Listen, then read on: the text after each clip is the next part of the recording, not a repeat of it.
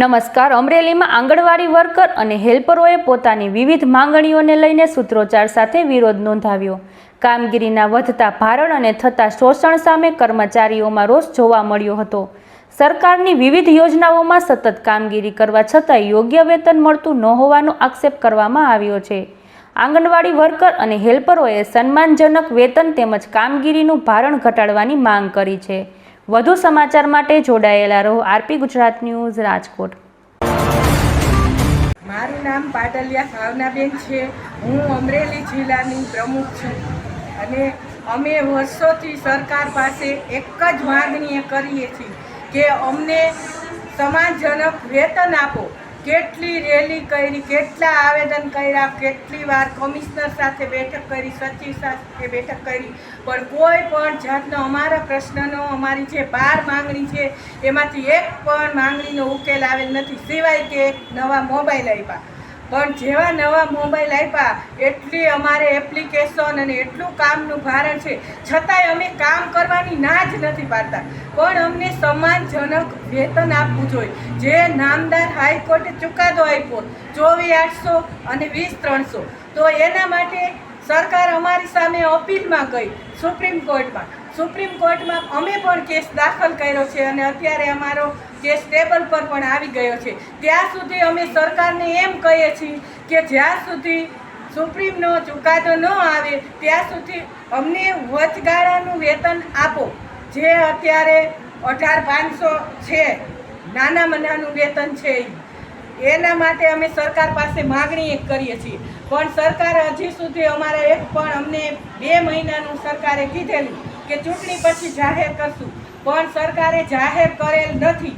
તો હવે એના માટે અમે આજરોજ અમરેલીમાં આખા જિલ્લાની બહેનો, તમે જોવો છો એટલા બહેનો હાજર છે, એટલા બહેનોને અમે ગાંધીનગર 9મા મહિનામાં એટલે કે સપ્ટેમ્બર માસમાં અમે મોટું આંદોલન કરવાના છીએ.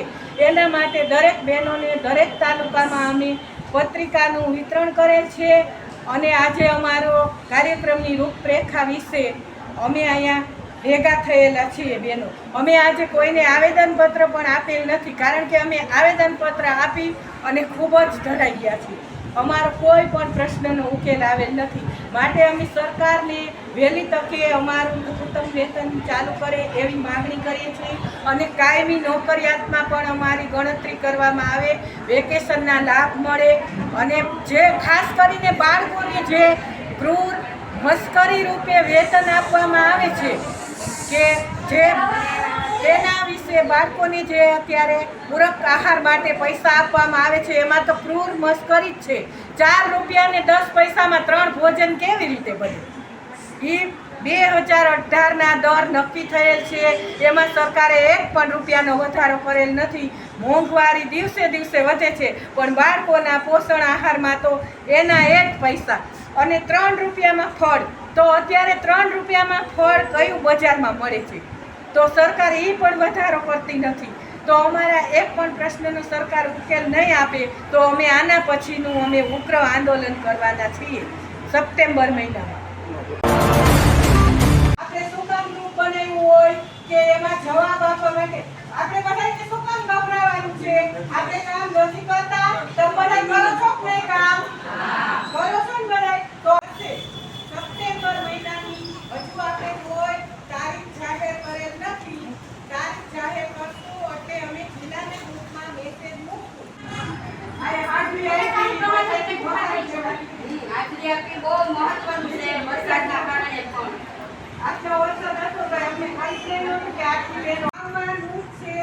આજે અહીંયા ઓછા આવે એનો મને કોઈ અફસોસ નથી, પણ અમે ચેલેન્જ અમે અમારું વેતનમાં વધારો નહીં કર્યો તો અમે 50,000 બહેનો લઈ અને ગાંધીનગરમાં ચોમાસા સત્રના બજેટ સત્ર હશે ત્યારે અમે આવશું ને આવશું.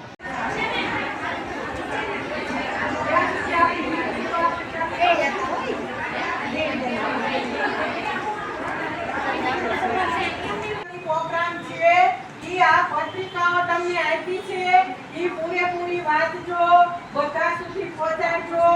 ગાંધીનગરમાં આપણે અમે ત્રીજા